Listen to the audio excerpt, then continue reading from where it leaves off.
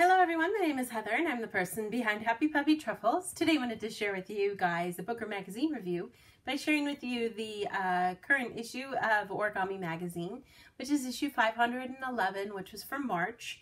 And I'm kind of doing something different this year now where I kind of fold a few of the projects that are highlighted in the issue to share with you guys.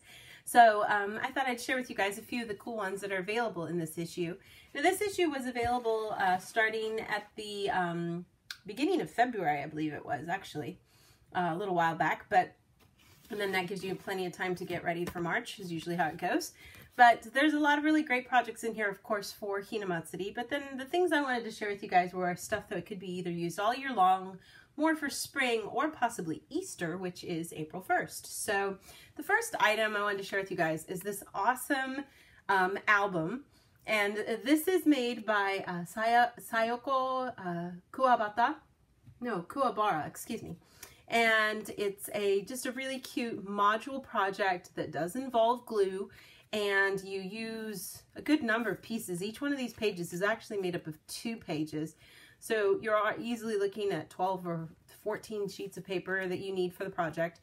But it does create this really nice kind of finished piece with the binding at the end. And in theory, you can make the book as big or as small as you'd like to, and then you can adjust this edge depending on how wide everything is that you have inside. So that's a neat little addition that you can make. And I chose to just make mine, white, but you could certainly use any kind of paper in here and, have lots of fun with it depending on how you use stuff. Now, like I mentioned, you do need to have glue for this project, so you want to make sure to keep that in mind. And but it does create a really beautiful, polished, finished look. So if you're looking to make a cute little notebook for you to keep in your bag to take notes in, looking to make a scrapbook to have to enjoy for a vacation, for spring vacation or something like that, it could be a really fun way to do that. So, and you wind up getting a square kind of book when you're finished. So that is one of the projects that you get to make in this issue. Then we talk about Easter. So we have a classic Easter egg shape, and I thought this is just really cute. Now, there is a fold in it that is a little sort of arbitrary, and depending on how you do it, and it didn't really say specifically like fold a third or something. So my little part here is a little off. In the example, it was actually centered.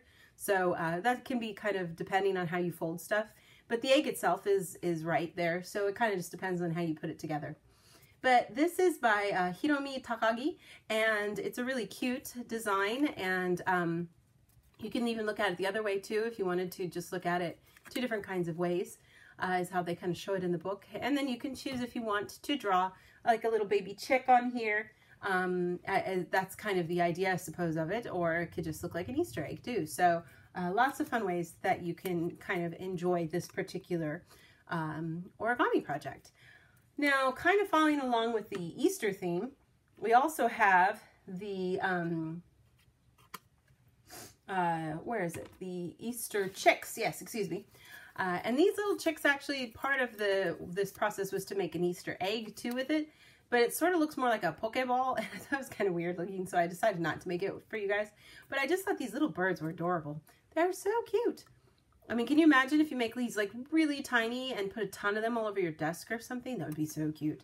So these are just basically folded the same, and then you get to a point where you fold down the wings if you want to. But otherwise, they're the same kind of bird. And the yellow is a little bright. I apologize for that. But these guys were made by Hiromi Takagi as well. She made the other egg as well. So a very cute kind of collection and very easy. So you could have, people who are kind of new to origami be able to make this. It can be a lot of fun to do. So folding down the wings, this part is maybe a little more advanced, but certainly to this point, anyone would be able to do and enjoy. So it's a very cute little project for sure. And then the other kind of, along the same lines of Easter or spring, we have this cute little container that is, says that you could put a Easter egg in here. I tried and it totally collapsed. It didn't hold it at all. So maybe if you have plastic eggs, it would work perfectly. It's just such a cute little container that has this little bunny legs, and the little bunny head. And same on both sides. And then I used some double-sided paper and made it so that the inside of my little container here was the kind of pattern that I had. And then you could fill this up with, you know, little peeps or jelly beans or chocolate eggs or whatever you want, and your candy of choice for Easter. Anything you prefer. And it's just a really adorable little container. It'd be so perfect for your desk for, you know, paper clips and rubber bands and stuff that nobody ever uses anymore. So very adorable. So this particular guy was made by Ayoko Kawate, and I thought it was a really cute, kind of a little challenging piece to make, but still very cool when you're done. So, and the last little one in this line of Easter spring themed is this little guy. Now he's like a little birdie that's sitting on a leaf, and you can kind of have it stand up on your desk if you want to. I used double-sided paper so that the leaf would be green and then the little chickie would be yellow, but then his beak is green, so that's a little strange maybe, but it's still a very adorable kind of little pattern that you can do here. And this particular design was made by Yuko Fujimoto, and there's a couple different variations depending on how you fold it to get slightly different shaped little chickies on top. So there were a few of those in the book to choose from. This is just one of those that I picked. But again, not a very difficult kind of fold. And the result is really cute. So I thought it was sort of very well done. So there's that guy. And then the last kind of one I wanted to share it with you guys is this plain, like, not plain like normal, plain like flat on a plane kind of rose. And this is made by Kazutaka Naka.